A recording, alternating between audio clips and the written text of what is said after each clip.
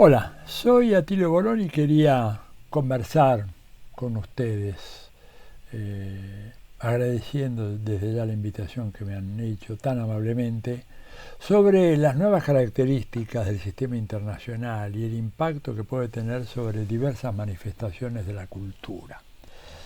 Esto es muy importante porque ustedes saben que la cultura y la manipulación de la cultura desde siempre fue uno de los instrumentos del imperialismo, pero que en los últimos años, a favor del enorme desarrollo que han tenido los medios de comunicación de masas y el no menos espectacular crecimiento y diversificación de las redes sociales, el tema de la cultura ha aparecido con una importancia fundamental. El plan es claramente dominar la cultura, porque quien domina la cultura domina nuestras mentes y domina nuestro corazón. De manera tal de que no hay que extrañarse que en este proceso tan complicado de mutación, transformación del sistema internacional, el énfasis sobre la problemática cultural y en lo que se llama el poder blando, un autor como Joseph Nye, ¿verdad? Uno de los más importantes politólogos internacionalistas americanos, él habla de que Estados Unidos tiene que exportar la atracción que ejerce su modelo, lo atractivo que es, lo interesante que es, lo cautivante que es como modelo cultural, ¿no es cierto? Dice, mucho más importante que apelar a las viejas intervenciones militares o a las presiones económicas, mucho más importante es demostrar la bondad, lo atractivo, lo fascinante que puede ser una sociedad como la sociedad estadounidense. Y por eso es que desde fines de la Segunda Guerra Mundial, ese país, ¿verdad?, y sus clases dirigentes han estado insistiendo tanto en avanzar en el terreno de la cultura. Esto no ha sido gratuito, obedece a una concepción, ellos saben. Antes inclusive de que Joe Nye desarrollara sus teorías del poder blando, ellos sabían muy bien de que era importantísimo. Para mantener el imperio, lo dicen casi en estos términos, pero decían, para mantener la primacía de los Estados Unidos. Primacía es un eufemismo, porque les costó muchos años aprender a decir imperio. Finalmente lo empezaron a decir a partir del inicio de este siglo, pero antes decían la primacía. Pero ya en los textos de los años 50 y 60 se hablaba de que para mantener la primacía americana era fundamental garantizar el apoyo de dos actores clave en el mundo de la periferia. Primero, los militares. Hay que contar con ellos, porque los militares son la reserva última de un orden social amenazado. Cuando las luchas imperialistas llegan hasta el final, bueno, ahí siempre aparece la carta militar, si es que no aparece antes. Pero el otro actor fundamental que ellos identificaron fueron los intelectuales, los hombres de ideas, hombres y mujeres de ideas, los que crean la cultura, ¿verdad? Cultura en el sentido más estricto del término. Y por eso grandes programas de aquella época, programas que hablaban sobre la necesidad de formar jóvenes latinoamericanos y de asiáticos y africanos, llevarlos a las universidades americanas, como hicieron conmigo. Yo soy un producto fallido en esa línea de montaje. Cuando me veía el instructor me saca de la línea como producto mal confeccionado, mal terminado, defectuoso. Pero la línea de montaje está ahí. Miles y miles de latinoamericanos hemos ido a los Estados Unidos a estudiar. Y la gran mayoría salió, digamos, convencido de que el modo americano de vida era lo mejor. Y de que la sociedad americana sí tenía sus problemas, pero igual era mejor que otras.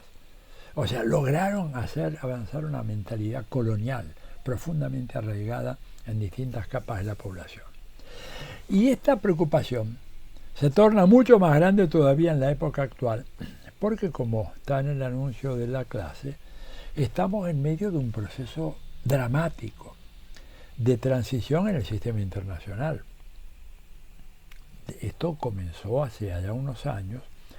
Yo escribí una ponencia que se publicó en una revista americana que se llama Security Dialogue, del año 1994, en donde yo ya, a partir de análisis objetivos que venía realizando, análisis objetivos sobre las tendencias del imperialismo, cómo iba evolucionando, etcétera, etcétera, llegaba a la conclusión de que el sistema internacional estaba transitando hacia una nueva modalidad en donde lo que era la primacía, la superioridad abrumadora del imperialismo norteamericano se iba a terminar. Y efectivamente se terminó. La prueba es que hoy el mundo no funciona así. Claro que la dirigencia política norteamericana, los grandes intelectuales más conservadores, todavía no están dispuestos a reconocer esta realidad. No se conforman con ese dato duro. Y por eso cuando ustedes leen, por ejemplo, un número de la revista muy importante del establishment diplomático y académico estadounidense, que se llama Foreign Affairs, en el número que ellos publicaron para los meses de marzo a abril del año pasado, del 2020, hay un artículo de Joe Biden. Ellos lo invitaron como candidato presidencial demócrata a que escribiera sus líneas sobre cómo veía el futuro, la futura inserción de Estados Unidos en el mundo, cómo sería en caso que él ganara las elecciones. Y Biden se despacha en ese artículo. Yo lo he comentado en mi blog, ¿verdad? Por cierto, los invito a que lo visiten, es www.atilioborón.com.ar. En ese blog yo hago un análisis de ese artículo, ¿verdad?, de Biden, en donde digo que en realidad Biden tiene datos antiguos, porque en una parte, que yo diría que es la parte más sustancial, en donde él ahí afirma su concepción teórica, dice nada menos que lo siguiente: Estados Unidos tiene un mandato para ser el líder del mundo libre. Es la vieja historia que escuchamos desde hace por lo menos 150 años. Alguien les dijo que tienen que ser, ¿verdad? En un artículo mío más reciente me preguntan quién lo dijo, dónde lo dijo, cuándo lo dijo, porque nadie sabe. Pero los americanos sí lo creen, que tenemos una obligación, no solamente el derecho, una obligación de dirigir, de liderar el mundo. Entonces dice Biden, en ese artículo, dice, si yo gano las elecciones, voy a convocar a todos y Estados Unidos se sentará en la cabecera de esa mesa y va a fijar lo que van a ser las grandes normas y las grandes regulaciones que van a influir y que van a modular el funcionamiento del sistema internacional. Pobre hombre, está muy anticuado. Lo que él dijo es anacrónico. ¿Saben por qué? Porque esa mesa que Biden imaginó, y que yo les puedo representar como una mesa larga, rectangular, en cuya cabecera se sienta el presidente americano, lo que pasa es que esa mesa no está más. No existe más. Lo que hay ahora en el sistema internacional es una mesa triangular, una mesa de 3 lados. Entonces no hay cabecera. Te sientes donde te sientes, vas a estar siempre en uno de los lados. Y esa es la mesa actual del sistema internacional. En un lado está Estados Unidos, en otro lado está China y en el otro lado está Rusia. Ustedes dirán, pero ¿y cómo? Claro, porque el mundo de antes era un mundo que ya cambió irreversiblemente. A ver, hoy China es una potencia económica más importante que Estados Unidos. Y lo digo y subrayo, más importante que Estados Unidos. No por casualidad, por los datos duros. Incluso yo me quedé corto. Yo releo alguna cosa que escribí hace 6 meses y ya las cosas fueron más adelante todavía. Ahí decía yo, China, primer socio comercial de 130 países. No, me equivoqué, mejor dicho, China sigue avanzando, no es que me equivoqué, en aquel momento era 130. Hoy en día China es primer socio comercial o financiero de 144 países en el planeta Tierra. Nunca Estados Unidos tuvo una situación como esa, ni en el apogeo de su supremacía mundial, cuando se vino abajo la Unión Soviética, cayó el muro de Berlín, pasaron todas aquellas cosas. Ni siquiera ahí Estados Unidos tuvo esa gravitación económica. Por eso China hoy es la locomotora económica del mundo. Si China va mal, al mundo le va mal. ¿Se dan cuenta? Entonces China está ahí sentada en esa mesa triangular por derecho propio. Y Rusia, porque Rusia siempre ha sido Rusia, el país más grande del mundo, país con enormes recursos naturales, entre ellos el recurso más valioso de todo, más que el petróleo, que el coltan, que el litio, el agua. Rusia tiene agua para tirar por el techo, como decimos acá en la Argentina. Y aparte de eso tiene petróleo, tiene gas, tiene acceso al Ártico, tiene una poderosa industria militar, tiene un desarrollo misilístico mejor, superior al de Estados Unidos, y entonces está sentada ahí por derecho propio. En un lugar que Rusia ocupa desde la época de Pedro el Grande, o sea, más de 2 siglos y medio. ¿Se dan cuenta? O sea que el reloj de Biden atrasa. Y ustedes dirán, bueno, pero ¿y Europa? Bueno, Europa, les voy a responder con una frase muy cortante de Brzezinski, que fue uno de los grandes estrategas del Imperio Americano, cuando dijo Europa es una región en donde se juntan las potencias coloniales jubiladas. Pero ya no cuenta. Europa no cuenta. Europa realmente es un peón. Los gobiernos europeos son gobiernos que son peones de los Estados Unidos. Mayordomos, lacayos, hacen lo que Estados Unidos les pide, pero no sirve de mucho eso, ¿se dan cuenta? No es que Europa o los países europeos pueden llegar a tener un papel clave en reestructurar o enfrentar un problema internacional. Hay una impotencia, pero que produce lágrimas, la impotencia de esos gobiernos europeos, antiguas cabezas de grandes imperios coloniales. Hoy en día no significan nada. No pueden ni siquiera controlar lo que pasa ahí en el jardín de entrada de su casa, que es Medio Oriente, donde Estados Unidos va y hace estragos, destruye todo y les tira decenas de millones de refugiados que los tienen que enfrentar los europeos. Estados Unidos hace la guerra, ahí Europa no tiene un solo gobierno que tenga el coraje, las agallas para decir, oiga, acá no venga a hacerme la guerra. Hágasela ahí usted allá en Terranova, ahí cerca de su territorio, pero no acá, porque acá me vienen todos los refugiados a mí. Es muy fácil hacer una guerra en la puerta del vecino. Su casa está limpia, ni un balazo, como en la Segunda Guerra Mundial, ni un balazo se disparó en el territorio americano, continental, salvo Hawái, Pearl Harbor, aparte de eso, nada. Pero ustedes vengan a hacer la guerra acá. Gobiernos lacayos, gobiernos que acompañan el bloqueo en contra de Cuba, en contra de Venezuela, en contra de Irán, en contra de Corea del Norte, que sancionan a Rusia. Gobiernos que realmente no sirven para nada. Dicho esto, con todo respeto para los europeos, pobres que no tienen la culpa, como tampoco tienen la culpa los estadounidenses de tener los gobiernos infames que han tenido, ¿verdad? Pero claramente Europa no cuenta. Ya lo dijo Brzezinski, lo dijo, miren, en el año 2009-2010.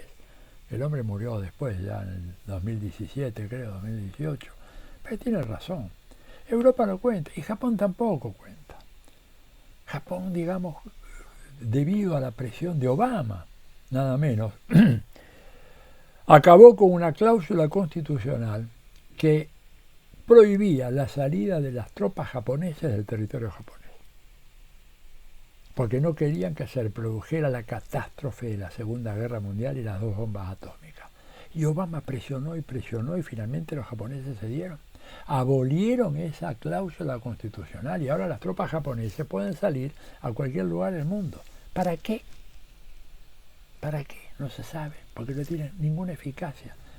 Las Fuerzas Armadas japonesas pueden ser aplastadas cuando China mueve un dedo, el dedo meñique. Nada más que eso. Y en una de esas son aplastadas hasta por Kim Jong-un de Corea del Norte. Pero bueno, o sea, Estados Unidos tiene en este momento socios que no tienen fuerza. Y por ahí en un documento del Consejo Nacional de Seguridad, ellos a medias voz lo reconocen, dice, Estados Unidos tiene socios más vacilantes ahora, socios que titubean mucho, que no confían mucho en nosotros. Y al mismo tiempo, dice, Estados Unidos tiene enemigos muy férreos, muy aguerridos, que están dispuestos a pelear contra nosotros. Entonces, este es el nuevo escenario mundial. Es esa mesa de tres lados, ¿verdad? Una mesa de tres lados en donde Estados Unidos ocupa un lugar y los otros dos lugares. Y Estados Unidos ya no tiene condiciones de dictar los términos y las formas como se va a producir las transacciones y las relaciones en el escenario internacional. Claro, sigue haciendo mucho daño. Imagínense el daño que le está haciendo a Cuba. Terrible. Equivale lo que Estados Unidos, el daño que le ha hecho a Cuba, para que ustedes tengan una proporción, equivale a 2 veces el plan Marshall, ¿eh? En precios actuales, ¿verdad? Para que vean, valores constantes. 2 veces el plan Marshall.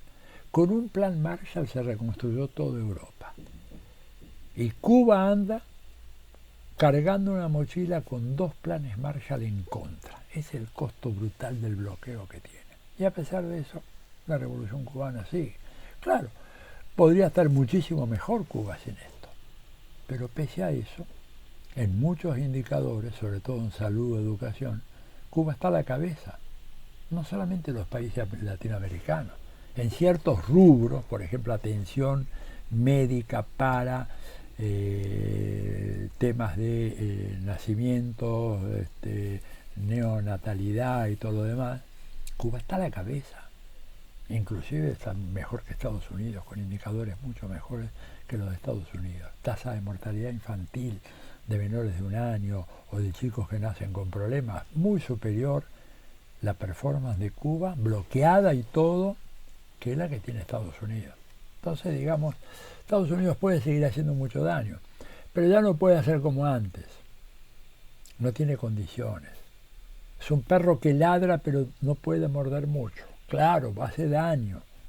Yo no digo que no les voy a decir a mis amigos en Cuba o en Venezuela que el bloqueo no les hace daño. Pero de todas maneras, esta nueva constelación de poder mundial genera palancas en las cuales los gobiernos emancipadores de Latinoamérica, como Cuba, como Venezuela, como Nicaragua, ¿verdad? Como Bolivia, tantos otros, Argentina en parte, bastante, porque ha habido una profundización de la relación con China, México, pueden apoyarse.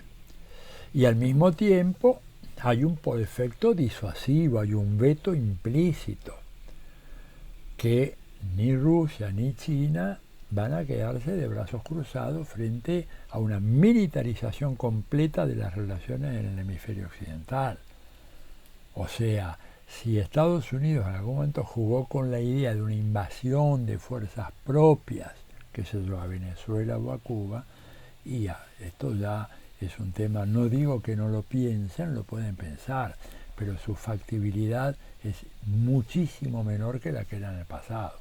Además, porque las represalias que pueden tomar estos otros países, Rusia y China, no necesariamente en el continente americano, pero en otras partes pueden ser muy duras.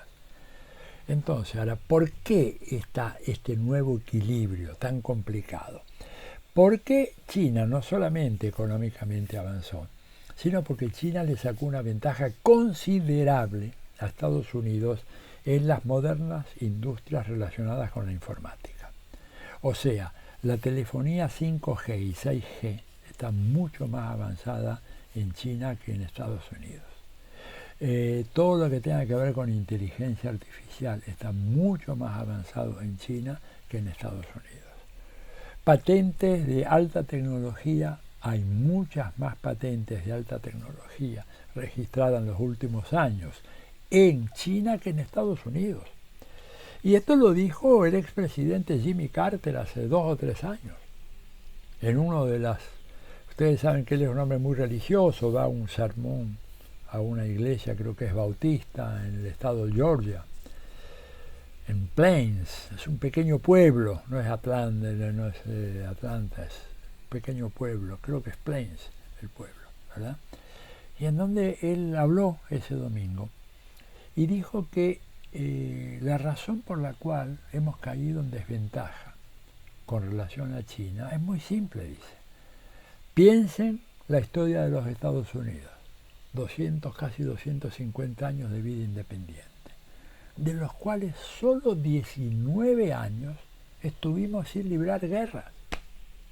El resto del tiempo, ¿verdad?, más de 200 años, hemos estado librando guerras en todo el mundo, en África, en Asia, en Oceanía, en Europa, en América Latina, mientras China iba avanzando con inversiones en alta tecnología, etcétera, etcétera, etcétera. Cuando nos dimos cuenta, perdimos el tren, vamos rezagados.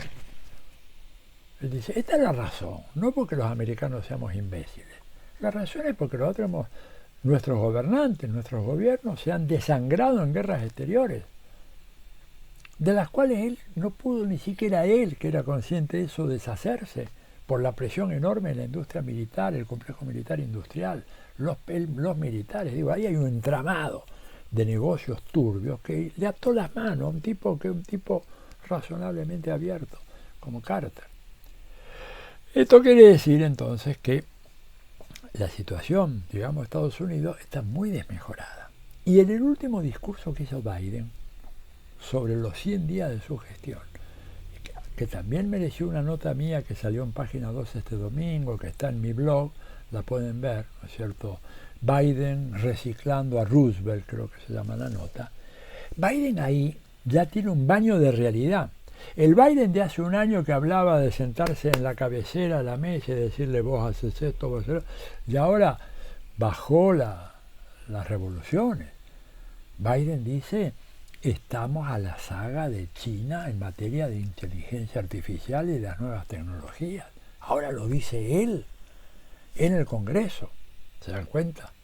Entonces, esto evidentemente es un cambio dramático. Y además empieza a plantear cuestiones de fondo, como ser, por ejemplo, la fenomenal concentración de la riqueza en manos de un 1% más rico de Estados Unidos. Y él dice, esto es absolutamente contrario a la tradición americana. Tomó nota tarde, pero esto hace tiempo que viene produciéndose. Pero ahora es tan flagrante que ya es inocultable. Y que el hombre tiene que decir, sí, realmente estamos mal, porque no es posible que el 1% concentre tanta riqueza como la mayoría de la población americana, 50 o 60%. Y además dice otra cosa, dice, esta desigualdad extrema deteriora la democracia. Tenemos una triple crisis, él dice, pandemia, crisis económica y crisis de la democracia. Y estas tres están articuladas. ¿Por qué? Porque él dice, en el pasado, hace años, ¿verdad?, un CEO, o sea, el gerente general de una empresa, ganaba normalmente, según las ramas, 100 veces más que un trabajador raso, lo cual era una aberración. Pero bueno, eso era así. En Japón o en el sudeste asiático, Corea, por ejemplo, la relación era de 25-1. En Estados Unidos, 100-1. Pero dice, en la actualidad, lo dice Biden, no lo digo yo, estoy citándolo, en la actualidad es 320 veces más. Y para colmo hay gente que va de impuestos. Y dice otra cosa, que si yo la hubiera dicho sin respaldarme en Biden, me hubieran crucificado acá en la Argentina o en Chile, imagínense. Dice Biden, y 55 de las más grandes corporaciones americanas, para su vergüenza, han declarado cero ganancias para el año fiscal 2021. ¿Cómo es posible? Y sin embargo tienen depósitos en paraísos fiscales en Andorra, en las Islas Vírgenes Británicas, en la isla Caimán, etc. Esa gente le está robando al pueblo americano. Fíjense, interesante. Ojo, a no confundirse. Yo creo que Biden está forzado a hacer una política progresista al interior. Y va a ser una política dura en relación a China y a Rusia. Tenemos que darnos cuenta de este doble movimiento. Y creo que a partir de ahí entonces, uno, ya un poco para cerrar esta exposición, puertas adentro, ¿verdad? Biden va a tener que hacer eso, una política económica muy audaz, pero para mantener la vigencia del imperio a nivel internacional, el papel de la cultura va a ser fundamental. Y por eso seguir apoyando la industria cinematográfica, Por eso seguir teniendo una fuerte presencia en Hollywood. Ustedes saben que ahí los lobbies del gobierno norteamericano son decisivos en la producción fílmica de Hollywood. Esto viene ya de hace mucho tiempo atrás, pero por eso ustedes ven que prácticamente no hay producto audiovisual que salga de Hollywood en donde no aparezca algún símbolo del patriotismo norteamericano. Un militar, un uniforme militar, una bandera norteamericana, aún en las escenas más impensables aparece eso. Y eso no es casual, eso fue producto de una decisión tomada hace ya mucho tiempo, obligando a reforzar los símbolos nacionales ante un país que se veía amenazado. Hoy en día está mucho más amenazado. Paradojalmente, y cierro con esto, ¿cuál es la paradoja? La paradoja es que el neoliberalismo ha sido un fracaso rotundo para los pueblos, pero al mismo tiempo, como enseña la dialéctica marxista, ha sido un éxito extraordinario para los grupos dominantes, los grandes empresarios. Nadie lo puede convencer a un gran empresario, un millonario latinoamericano, que el neoliberalismo ha fracasado. No, ha sido una maravilla. Lo que pasa es que para los pueblos ha sido una desgracia, ha sido una peste. Aparte de la pandemia, tuvimos la pandemia neoliberal. Entonces, pero desde el punto de vista cultural, el neoliberalismo ha logrado instituir, a partir de la expansividad de la industria cultural norteamericana, un modelo civilizatorio. Y este es un modelo civilizatorio muy complicado, pero que se ha generalizado en todo el mundo, sobre todo a nivel de la generación de los millennials, en donde es muy difícil poder establecer una diferencia significativa entre un chico de los barrios populares de Buenos Aires, de La Habana, de Nueva York, de Seúl, de Lagos, de Toronto, de Roma, ¿verdad? Porque los van a ver vistiéndose igual, divirtiéndose de la misma manera, escuchando el mismo tipo de música, relacionándose con el mundo a partir de un smartphone, un teléfono inteligente, comiendo el mismo tipo de comida. O sea, ahí ha habido un logro fenomenal de la cultura del imperialismo y es la gran amenaza, lo que tenemos que salir a combatir, y que se ha visto reforzado por las redes sociales, que en realidad son redes digitales, porque como dice Frei Beto, son redes que no crean sociabilidad real, crean fantasías de que perteneces a un grupo, pero en realidad ese grupo no existe. Es el grupo que le dice like a una serie de mensajes en Facebook, por eso en la calle no existe en la vida real. Pero eso crea, ¿no es cierto?, una cultura de una cierta uniformidad, en donde les cuesta mucho a todos ponerse al margen de lo que es la cultura dominante. A ver, si 1 millón de personas dan un like a una tontería que aparezca en YouTube o en Facebook, bueno, uno no quiere quedarse al margen. Digo uno, la gente menos preparada, ¿verdad? Y por lo tanto esto nos obliga a dar una gran pelea en ese sentido, aprovechando las redes sociales. ¿Por qué? Porque nosotros en Latinoamérica no tenemos ninguna chance de penetrar en los grandes medios de comunicación de masas. Yo no tengo la menor posibilidad jamás de publicar un artículo en los 3 diarios que forman la opinión en la Argentina, que son Clarín, Nación e Infobae. No tengo la menor chance de publicar un solo artículo en el Mercurio de Chile, o en el Comercio de Lima, o en el Nacional de Caracas, o en el Reforma de México. No tengo ninguna posibilidad. Esa está vedado. Lo mismo la televisión que ellos manejan, lo mismo las radios. Pero acá con las redes sociales pasa algo muy interesante. Las redes digitales, quiero decir, ¿verdad?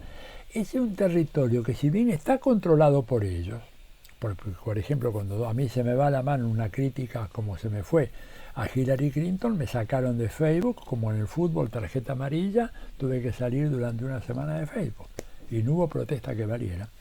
Pero aún así nosotros podemos utilizar esas tecnologías para fomentar un asociativismo digital que pueda ser la premisa básica a partir de la cual construir después verdaderos colectivos sociales. Esta es la gran pelea en el mundo de la pandemia. No podemos salir a la calle a combatir a la derecha para que no nos contagiemos todos, no nos muramos todos. pero sí podemos a partir de estas tecnologías sentar las bases de un entrecruzamiento, un entrelazamiento, relanzar lo que fue la campaña No al ALCA, campaña continental No al ALCA, que culminó con la derrota del ALCA. Y ahora tenemos condiciones de hacer lo mismo. Librar esa batalla en el terreno de la cultura es fundamental, porque si ganamos la batalla cultural, la batalla política la vamos a ganar después. No digo que sea un resultado mecánico, pero sí el triunfo en la batalla cultural es precondición para el triunfo en la batalla política. Y estamos cerca de poder lograrlo si avanzamos bien en el terreno cultural. Bueno, eso era lo que les quería decir. Les agradezco la paciencia por haberme escuchado y me despido con un fuerte abrazo.